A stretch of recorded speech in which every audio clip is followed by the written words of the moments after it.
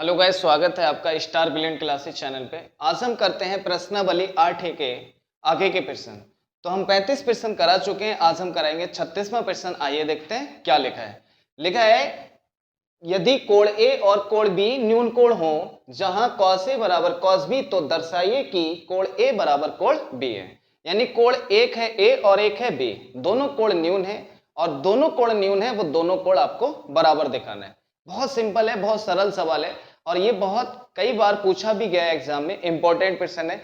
तो देखिएगा इस प्रश्न में हमें क्या करना है कि इसे पहले हल लिख लेते हैं। यहाँ पर तो हम लिखेंगे यदि कोण ए और कोण बी, कोण ए और कोण बी न्यून कोण हो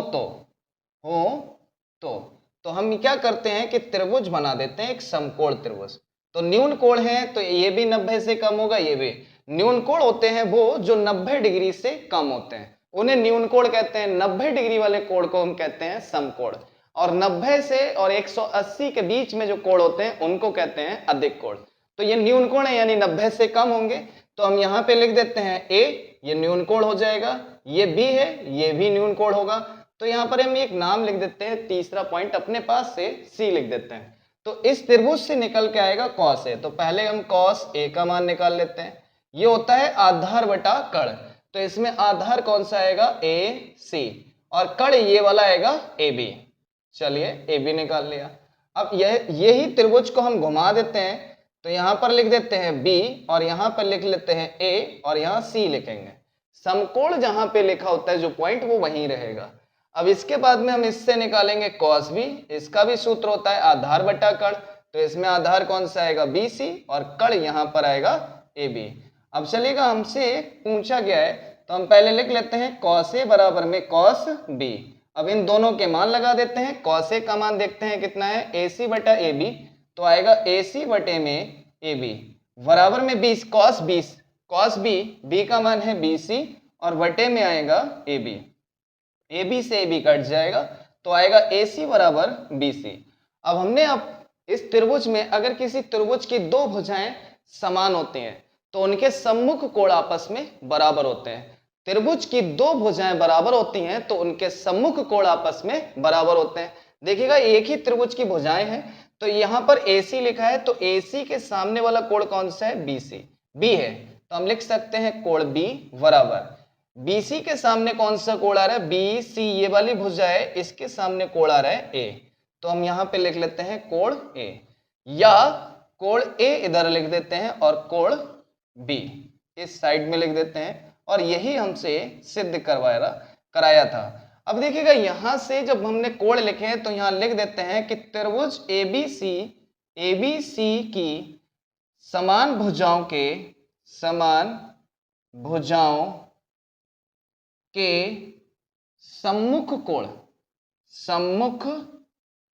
कोण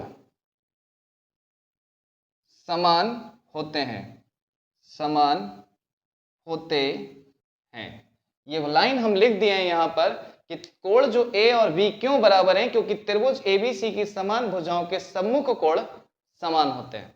ये था प्रश्न 36वां। इसके बाद में हम करते हैं प्रश्न नंबर 37। आइए देखते हैं क्या लिखा है। लिखा है त्रिभुज PQR में जिसका कोण Q समकोण है PR प्लस QR बराबर 25 सेंटीमीटर और PQ बराबर में 5 सेंटीमीटर है, साइन P, cos P और tan P के मान ज्ञात कीजिए।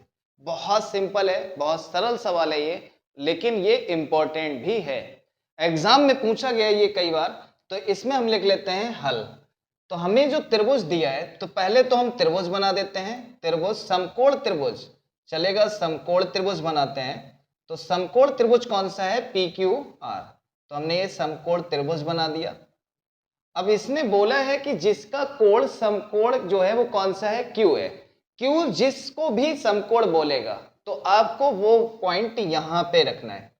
फिर यहाँ से हमें देखिएगा tan P का मान निकालना है, cos P का मान निकालना है, sin P का। तो जो P निकालना है वो यहाँ पे लिखेंगे। तो Q यहाँ लिख दिए, P यहाँ लिख दिए, तो बचा क्या, R यहाँ पे लिख देते हैं। अब हमें सिर्फ एक भुजा दिए PQ बराबर 5, तो PQ ये हो जाएगा 5 सेंटीमीटर। अब हमसे पूछा क्या है, यहां से पहले देखिएगा दिया क्या है, पी आर प्लस का क्यू आर 25 दिया है। तो इसमें हम क्या करेंगे, पाइथागोरस प्रमेय लगाएंगे। इसमें लगा देते हैं पाइथागोरस प्रमेय, तो लिखेंगे पाइथागोरस प्रमेय से। तो पाइथागोरस प्रमेय क्या होती है, पाइथागोरस प्रमेय, पाइथागोरस प्रमेय होती है कड़ का स्क्वायर, तो आएगा पी आर का स्क्वायर बराबर लंब का स्क्वायर, लंब आएगा क्यू आर का स्क्वायर, फिर प्लस आधार का स्क्वायर, आधार इसमें होगा क्यू पी का स्क्वायर। पी आर का स्क्वायर हमें नहीं पता है, पी आर ये है, चलेगा तो पी आर ऐसे ही लिख लेते हैं, फिर बराबर क्यू आर, क्यू आर भी नहीं पता है, ऐसे ही लिख देते हैं इसे, फिर प्लस यहां पर लिखा है P Q P, Q P का मान है 5, तो लिख देते हैं 5 का स्क्वायर। अब इसके बाद में देखिएगा हम इसको उठा के इधर लिखेंगे, यानी पक्षांतर करेंगे, तो यहां पर आएगा माइनस का क्यू आर का स्क्वायर, इस साइड में ये प्लस का, इधर आएगा माइनस का, बराबर 5 का स्क्वायर हो जाएगा 25। अब एक सूत्र होता है जो आपने 8th क्लास में पढ़ा होगा, ए स्क्वायर माइनस वी स्क्वायर बराबर होता है ए प्लस बी और ए माइनस का बी, बराबर देखिएगा यहां से ए स्क्वायर माइनस बी स्क्वायर बराबर होता है ए प्लस बी और ए माइनस बी, एक ब्रैकेट में प्लस में और एक ब्रैकेट में माइनस, स्क्वायर हटा देते हैं। अब यहां देखिएगा सूत्र लगाएंगे तो P R plus Q are, दूसरी ब्रैकेट में लिखेंगे पी आर माइनस का क्यू आर बराबर में आएगा 25। अब यहां से देखिएगा हमें इसका मान दिया है, तो देखिएगा P R plus Q R, तो P R plus Q R इसका मान दिया है 25, तो हम लिख देते हैं 25, ब्रैकेट में लिखेंगे पी आर माइनस का क्यू आर बराबर में 25। अब ये 25 इस ब्रैकेट के साथ गुणा में है, तो इधर इसका पक्षांतर करेंगे तो कहाँ आएगा, बटे में, चलेगा तो हम इसे बटे में लिख लेते हैं। तो यहां से आएगा पी आर माइनस का क्यू आर बराबर में 25 बटे में 25, इससे ये कट जाएगा एक बार में, तो पी आर माइनस का क्यू आर बराबर में 1, ये मान लेते हैं समीकरण 1। अब हमें दिया है तो हम यहां लिख लेते हैं दिया है। अब हमें दिया क्या है, पी आर प्लस का क्यू आर, तो लिख देते हैं पी आर प्लस का क्यू आर बराबर में 25, इसको मान लेते हैं समीकरण 2। अब इन दोनों समीकरणों को हल करके पी आर और क्यू आर के मान निकालेंगे। तो पहले हम इन दोनों समीकरणों को जोड़ देते हैं, तो हम लिखेंगे समीकरण 1 प्लस समीकरण 2, या फिर सीधे लिखिएगा समीकरण 1 व समीकरण 2 को जोड़ने पर।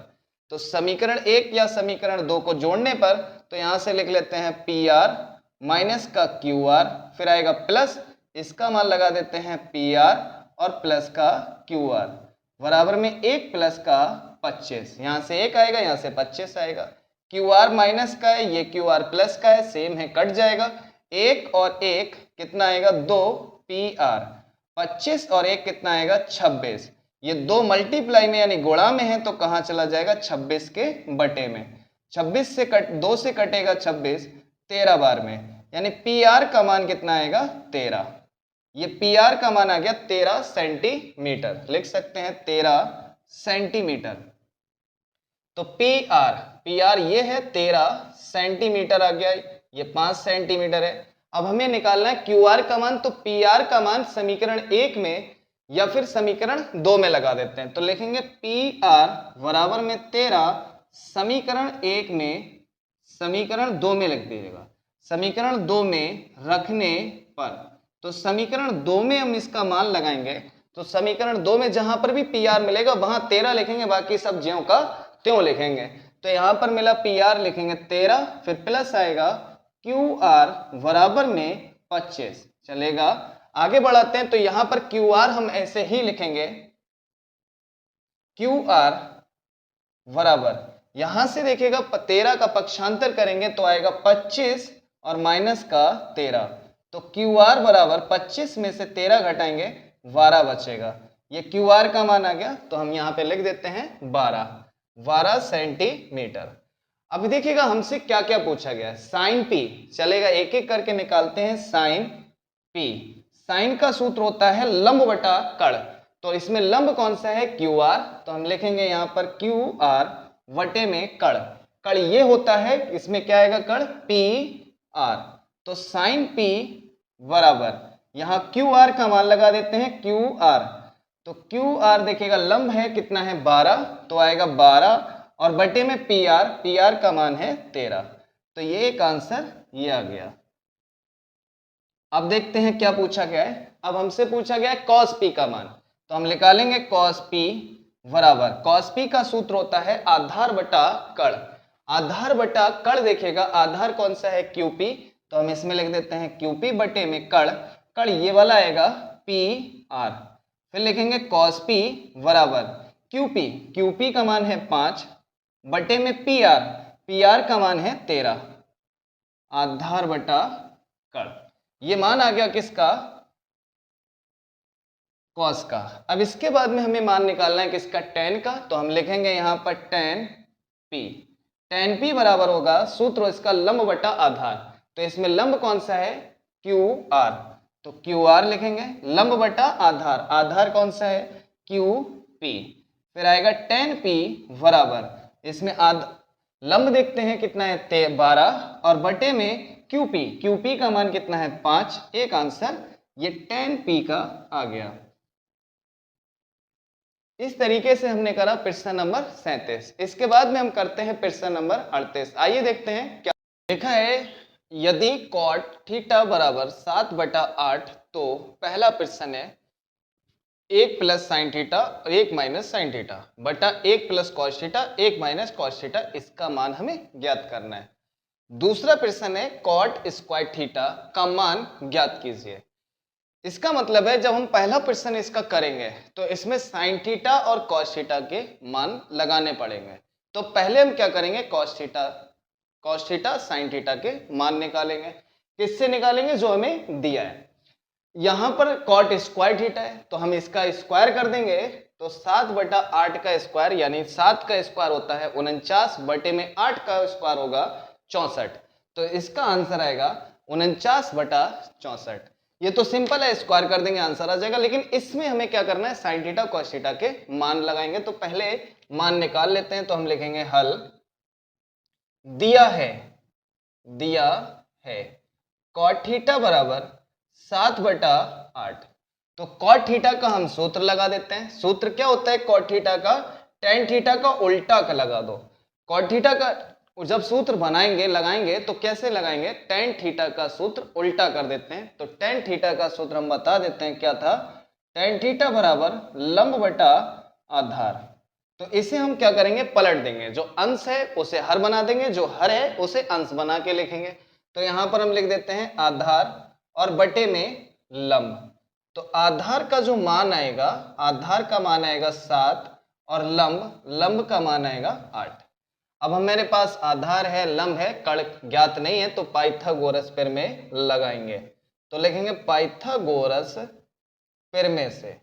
अब पाइथागोरस प्रमेय क्या होती है, पाइथागोरस प्रमेय होती है कड़ का स्क्वायर बराबर लंब का स्क्वायर प्लस आधार का स्क्वायर।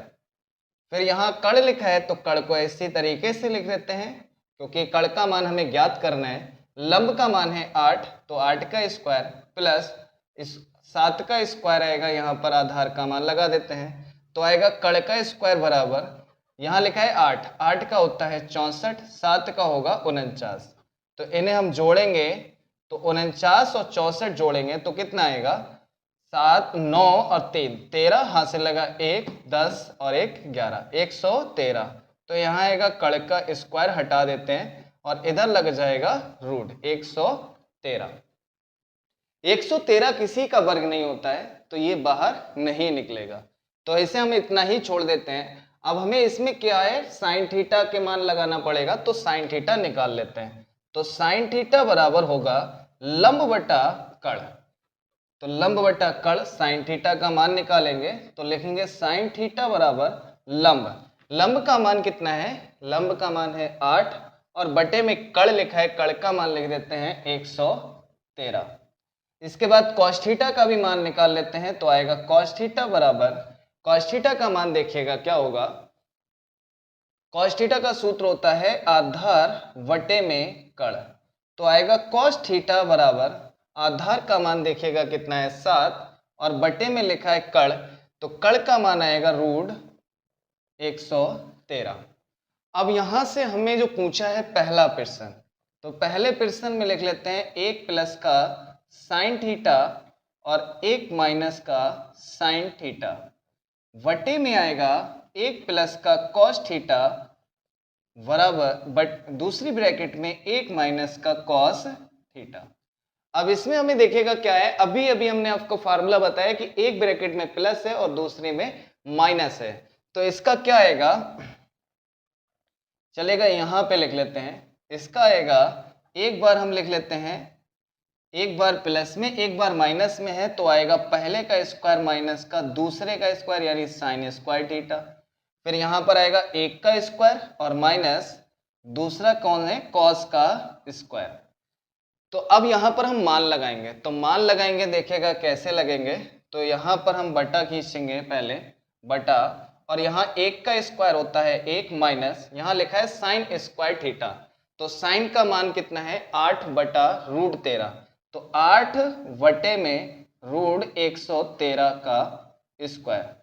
फिर आएगा 1 माइनस, यहाँ कॉस स्क्वायर थीटा है तो कॉस स्क्वायर थीटा यानी मान लगा देते हैं 7 बटा √113 का स्क्वायर। अब इनके स्क्वायर खोलते हैं तो देखिएगा क्या आएगा, स्क्वायर 1 आएगा फिर माइनस, यहाँ पर 8 का स्क्वायर है तो 8 का स्क्वायर कितना होता है 64 और बटे में रूट है तो यानी ये रूट है तो रूट से स्क्वायर क्या होता है हट जाता है, तो रूट हटाएंगे तो स्क्वायर भी हट जाएगा, 113 आ जाएगा, बटे में 1 माइनस, यहाँ 7 का स्क्वायर है तो 7 का आएगा 49 और बटे में 113। इसे सॉल्व करते हैं, इसके बटे में 1 लगा के अब तिरछी गुणा कर लीजिएगा, पहले बटा खींच लेते हैं और आएगा 113, इधर गुणा करेंगे 113 एकम 113, फिर आएगा माइनस, यहाँ पर देखेगा लिखा है 64 तो लगा देते हैं 64, यहाँ पर भी तिरछी गुणा 113 माइनस का 49 और बटे में आएगा 113, 113 से 113 कट जाएगा तो जो बचा देखिएगा क्या आएगा, यहाँ से अगर यहाँ पर हम लिख लें,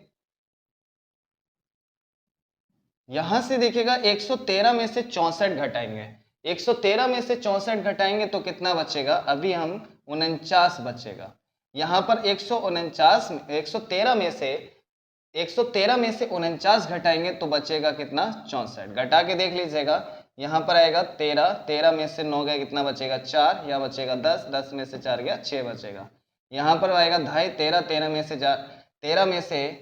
में से 4 जाएंगे 9 बचेंगे, यहाँ पर कितना बचेगा 10, 10 में से 4 गया 6 गया बचेगा 4, एक आंसर ये आ गया।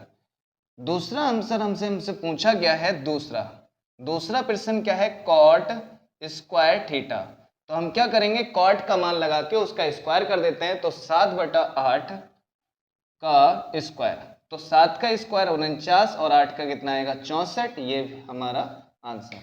बहुत सिंपल है, बहुत सरल था। 38वां प्रश्न, इसके बाद में हम करते हैं प्रश्न नंबर 39, देखते हैं क्या लिखा है। लिखा है बताइए कि निम्नलिखित कथन सत्य है या असत्य है, और कह रहा है कारण सहित अपने उत्तर की पुष्टि कीजिए, यानी उत्तर की पुष्टि भी करना है और हमें यह बताना है कि ये सत्य है या असत्य है। तो देखिएगा पहले प्रश्न में लिखा है tan a का मान सदैव 1 से कम होता है, सदैव 1 से कम होता है, लेकिन ऐसा नहीं है क्योंकि tan 45 डिग्री का मान 1 होता है, तो 1 भी होता है और 1 से कम भी होते हैं, तो देखिएगा tan 45 का मान सदैव 1 से कम नहीं होता है, तो ये कैसा होगा असत्य होगा, तो इसे हम लिख लेते हैं असत्य। चाहे यहाँ लिख लेना, चूंकि tan 45 डिग्री बराबर कितना होता है 1, तो 1 होता है लेकिन इसने कहा है कि 1 से कम होते हैं, तो ये कैसा होगा असत्य। इसके बाद में कह रहा है कि कोण ए के किस मान के लिए sec a बराबर 12/5, लेकिन कभी भी sec a यानी कि यहां पर लिखा है कोण ए के किस मान के लिए ये 12/5 होगा, लेकिन ये किसी भी मान के लिए 12/5 नहीं निकलेगा अनुपात, तो ये भी कैसा हो जाएगा असत्य हो जाएगा, असत्य। ठीक है, इसके बाद में लिखा है देखिएगा, यहां पर लिख रहा है कि cos a कोण ए के कॉसेक के लिए प्रयुक्त एक संक्षिप्त रूप है? ये भी नहीं है। क्यों नहीं है? क्योंकि कॉस जो होता है वो हम यहाँ पे लिख के बता देते हैं कि कॉस का मान होता है कॉस ए बराबर 1/sec ए होता है। तो संक्षिप्त रूप जो होगा वो क्या होगा? सेक होगा। लेकिन यहाँ पर लिखा है कॉसेक, तो ये भी कैसा हो जाएगा? असत्य होगा। ये भी असत्य होगा। इसके बाद में कह रहा है कि कॉट और ए का गुणनफल होता है? नहीं, क्योंकि गुणनफल नहीं होता है। कॉट का कोण होता है ए, जो ए लिखा है वो कोण होता है किसका? कॉट का। कॉट का यहां पर देखिए कॉट ए लिखा है, तो ए कोण है किसका? कॉट का। तो ये कैसा आएगा? असत्य।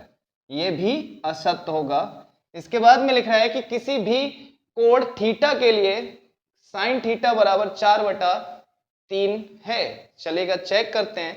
तो अगर हम यहां पर लिख दें साइन थीटा बराबर 4/3 दिया है, तो यहां पर साइन थीटा बराबर में लंब बटा क्या होता है? कर्ण। लेकिन कर्ण हमेशा कैसा होता है? बड़ा होता है।